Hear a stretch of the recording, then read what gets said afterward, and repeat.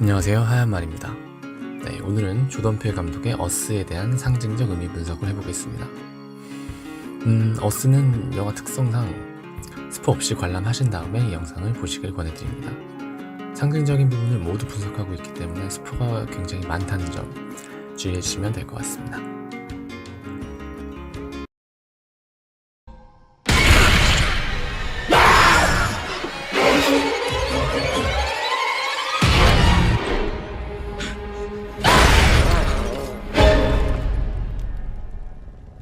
You people. It's us. They look exactly like us.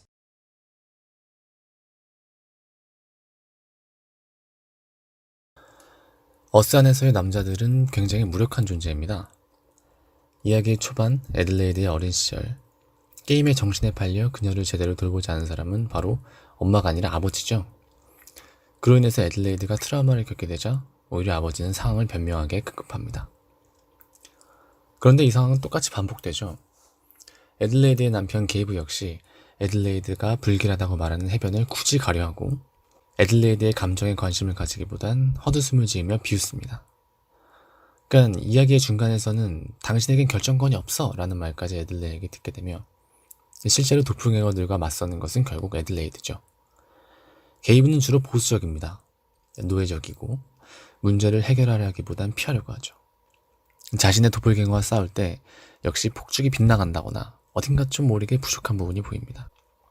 조던 필 감독은 전작 겟아웃에서 흑인들이 겪는 공공하면서도 무의식적인 차별에 대해 이야기했는데 그는 전작에 이어 이번 작품에서도 인종과 성별에 대한 이야기를 기저에 깔고 있는 것을 느낄 수 있습니다. 그런 의미에서 조던 필은 스릴러와 정치적 메시지를 상징과 비유로 아주 잘 담아내는 감독이죠. 가장 대표적인 장치로 영화 곳곳에 토끼가 등장합니다. 영화의 초반부, 애들레이드의 어린 시절 회상씬이 끝남과 동시에 카메라는 토끼들이 갇힌 철장을 굉장히 오랜 시간 롱테이크로 담습니다. 사실 토끼는 복제 실험에 주로 이용되는 동물입니다. 생명과학 분야의 베스트셀러인 이기적 유전자라는 책을 봐도 구판의 디자인들이 바로 토끼였죠.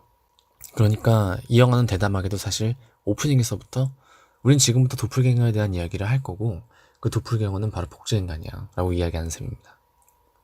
그런데 이야기가 후반으로 가면서 결국 그 도플갱어들이 복제인간이라는 설정이 밝혀졌을 때 다소 맥빠지는 듯한 느낌이 있습니다. 애들레이드의 도플갱어가 대략 이런 식으로 이야기합니다. 어떤 자들이 인간을 쉽게 지배하기 위해 복제인간을 만들었어. 영혼은 하나인데 육체는 둘이었지. 그런데 그 과정에서 계획은 실패했고 우린 벌어졌어. 지상의 인간들은 누릴 것들을 누렸지만 우린 이 지하세계에서 그들을 따라할 수밖에 없었지. 네, 대략 이런 내용입니다. 그러니까 이 영화는 제일 궁금할 법한 복제인간의 기원, 그러니까 복제인간을 만든 사람들이 누구인지 또 어떻게 만들었는지 이야기하지 않습니다. 사실 이게 제일 강력한 떡밥이자 흥미를 끄는 요소인데 말이죠. 저는 아마 이 생략 때문에 지금 포털 사이트의 평점이 호불호가 갈린다고 생각합니다. 그런데 이 재밌는 설정을 조던 필 감독은 일부러 포기한 겁니다. 왜일까요? 그게 중요한 게 아니기 때문입니다. 결국 조던 필 감독이 중요하게 생각한 것은 그들의 정체가 아니라 그들이 만든 복제인간이 혁명을 일으킨 이유, 그리고 복제인간이 상징하는 것이기 때문이죠.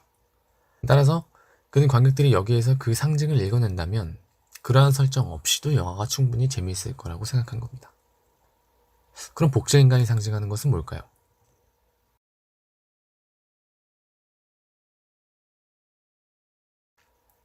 영화의 중반쯤 백인 부부를 죽이고 백인 여자 키티의 도플갱어가 하는 행동이 뭘까요? 립스틱을 바르고 있습니다. 그녀의 딸들의 쌍둥이 도플갱어들. 덤블링을 하고 넓은 집을 마음껏 즐기고 있죠. 그녀의 남편 도플갱어는 원본의 가운을 입고 있습니다. 아니 도플갱어가 복제인간들이 하는 행동들은 다 왜 이렇게 물질적이고 기본적인 것들일까요? 넓은 집, 립스틱, 보트. 복제인간이 바로 경제적, 문화적 후진국 시민들을 상징하고 있기 때문입니다.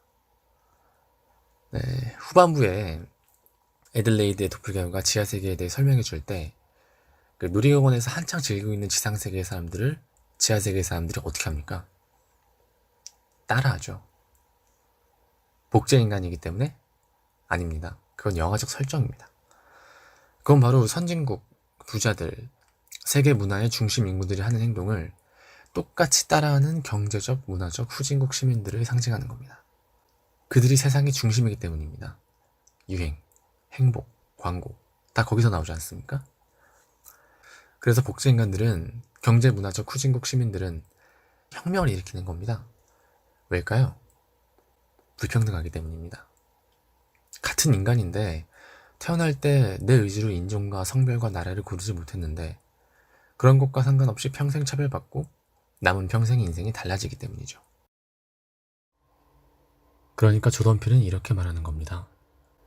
우리와 전혀 멀어 보이는 것 같은 어려운 나라의 힘든 사람들은 오히려 역으로 도플갱어 정도로 우리와 똑같은 한 사람이다. 그들도 우리가 누리는 것을 함께 누리고 싶어 한다. 왜냐하면 그들의 가난은 그들의 의지와 상관이 없기 때문에. 라고 인간의 평등을 조던필은 도플갱어라는 소재를 통해 말하는 것입니다.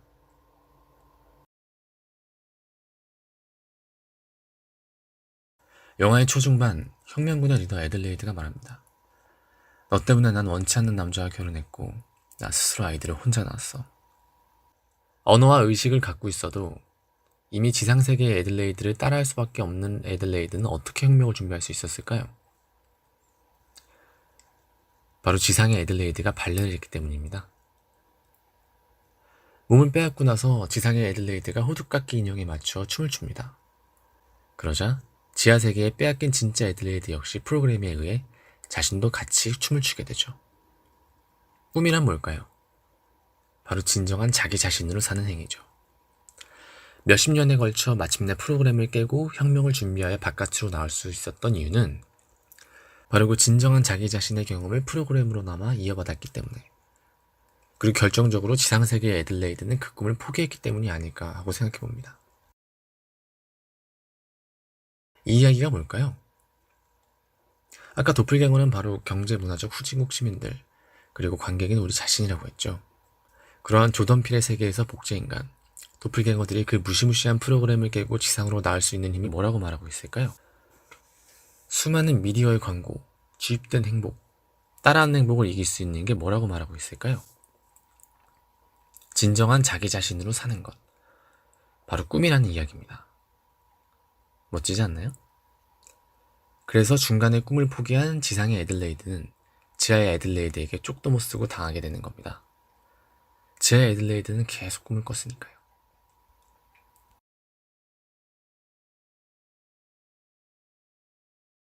이야기의 결말, 애들레이드가 뒤바뀐 것이라는 진실을 아는 유일한 인물이 있습니다. 아들 제이슨입니다. 그런데 잘 생각해봐야 됩니다. 왜 제이슨일까요? 조던필의 세계에서 아버지들은 어딘가 부족하고 못 믿을 존재라면 같은 성별인 딸인 조라가 있지 않습니까? 사실 이 제이슨은 굉장히 특별한 캐릭터입니다.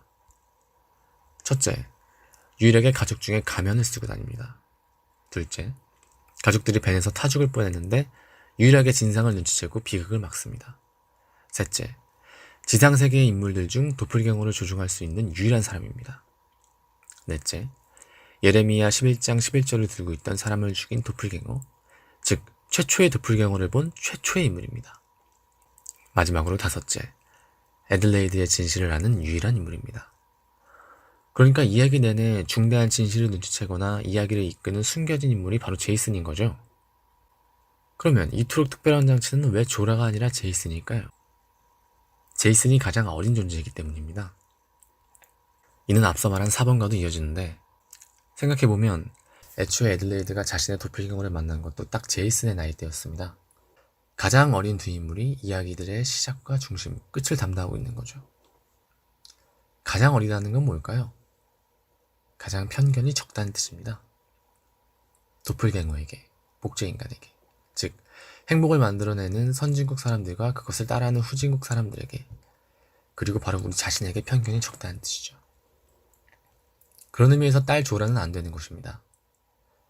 애들레이드가 핸드폰 꺼라고 해도 조라는 이미 핸드폰, 즉 현대문화를 상징하는 장치에 단단히 물들어 있죠. 아이 잘 보고 있어 라는 보호자의 말을 듣지 않고 자신의 발로 해변을 배회하다 이 세계를 깨뜨린 애들레이드처럼 제이슨 역시 보호자의 품을 나가 해변에서 도플갱어를 발견하죠. 그리고 자신의 엄마 애들레이드의 진실까지 봅니다. 이게 뭘 뜻할까요? 현대사회에 주입된 문화, 행복이 갇히지 않고 주체적으로 행동할 수 있는 희망. 이 매트릭스를 나갈 수 있는 존재가 바로 아이들이라는 뜻입니다. 어리다는 건 바로 원초적 자기 자신에 가장 가까운 존재이기 때문입니다. 그래서 제이슨은 도플갱어인 플루토를 조종할 수 있는 겁니다. 아직 지하의 자신과 지상의 자신이 차이가 크지 않으니까요. 또한 어린이야말로 지하 세계의 애들레이드가 혁명을 성공할 수 있었던 가장 큰 이유. 바로 꿈을 많이 크게 가질 수 있는 나이이기 때문입니다. 조던 필의 세계에서 이토록 불완전하고 불평등한 세계를 깨뜨릴 수 있는 희망은 두 가지입니다.